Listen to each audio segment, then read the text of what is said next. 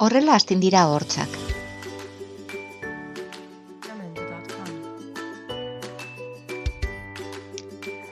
Badakizu txikia garenean hortzak jadanik baditugu? Haue dira esne hortzak. 6 edo 7 hilabete ditugunean lehenengo hortza ateratzen da. Eta 3 urte ditugunean hortz guztiak agertzen dira. Baina parte batzuk ez dira ikusten. X raioak erabiliz gero, horrela ikusten da.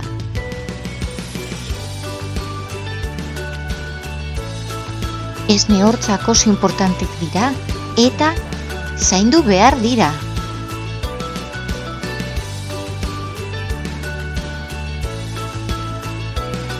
Gero, agertzen dira behin betirako hortzak eta barrutik ikusten dira. Baina oraindik ez dira. Esne hortzek espazioa gordetzen dituzte betiko hortzak agertzeko.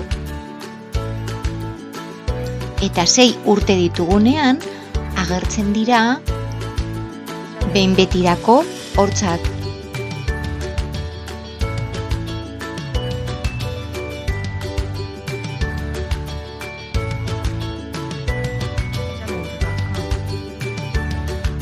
Esne hortzen zainak nahasten dira eta horregatik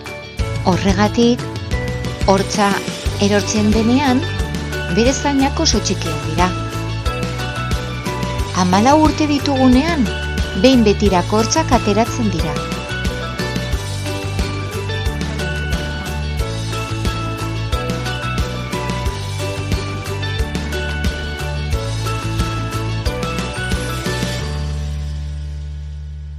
Jamendo.com